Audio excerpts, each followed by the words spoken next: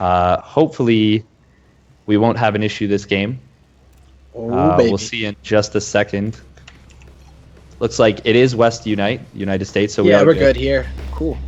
All right. So spawning in a bottom right position of Frozen Temple, getting very cheeky right off the bat. Give it up for Team Ascension Pros, Pokebunny.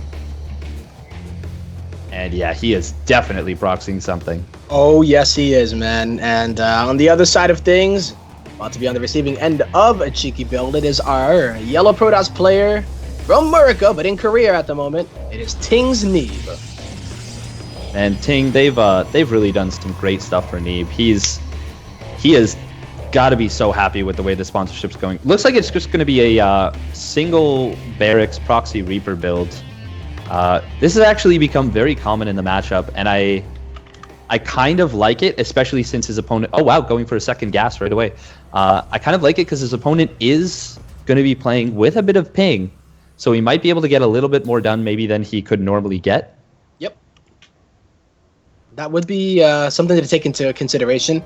Now, Neeb is a player who will scout. He does have a very solid style of playing, so he's going to know what's going on immediately, but he's not going to know what extent it is and just exactly, you know, if it's multiple barracks that are proxied or there's a follow-up factory or something like that. So well, he just kind of has to improvise and hope that he's able to defend against the early pressure, because Pokebunny is not going full out with this just yet.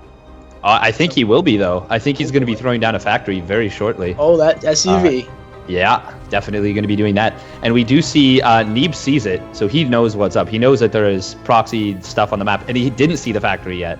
So that'll potentially tip him off. But Neeb did go for Gate Nexus Cyber, so he didn't go straight into a Cyber Core. He will have that Zealot popping out, though, in time to deal with this, as well as the Mothership Core starting up. Oh, actually, already getting a bit of damage from that Reaper, or on that Reaper. Oh, man. Pokebunny is playing with fire right now.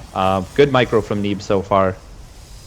Yeah, it's been good. He hasn't lost a worker just yet, and Neeb, scouting it out early enough, got that Zealot, so he's not only fumbling around with probes, he's going to get that Mothership Core out, and he's even positioned pylons in a nice way, so that if the Reaper were to jump up that cliff, he can immediately Photon Overcharge there, if it goes in too deep, or pick the middle one, or rather the back one.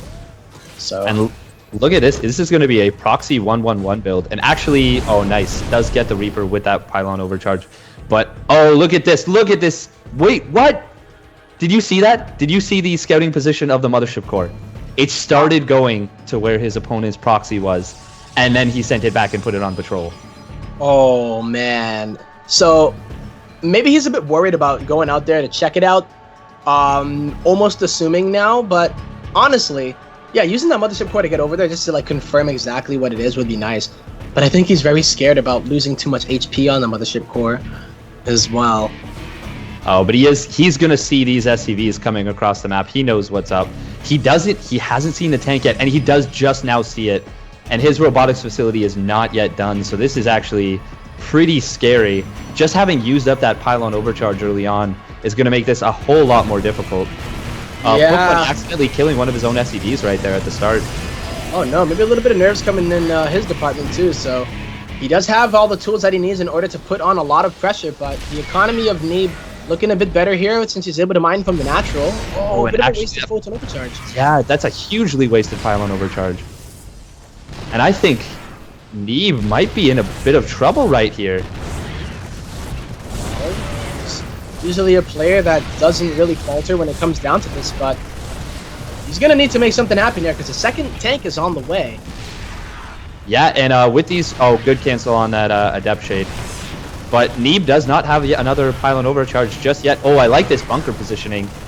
And I think Neeb might find himself going down in this game 1-0, very surprisingly. Nice micro on that Stalker, but the Immortal taking a lot of damage, and the units at the bottom not doing anything. Immortal does go down. They are going to try and focus down this tank on the low ground, but the pickup from Pokebunny is good. And Pokebunny might find himself up 1-0 against Neeb. What is happening? Pylon overcharge does go down, but it's out of range. Oh, Pokebunny being so careful with his units now, and even getting another tank. There are 3 tanks at the natural here, and it's on the ramp. 3 tanks, and there's just 3 gateways in the main. Nice pickup on that tank. Does get it away and kills 2 of the stalkers. There is almost nothing left for Neeb. I don't think he can hold. Oh, we were just talking about how good Pokebunny's micro was, right? And this is exactly what we're talking about. Not losing a medevac. He might lose 1 now, but no, there's not enough anti-air. He's just gonna do it. Pokebunny goes up 1-0 versus Neeb in what can only be classified as a huge upset. Oh, indeed. He totally caught Neeb off guard with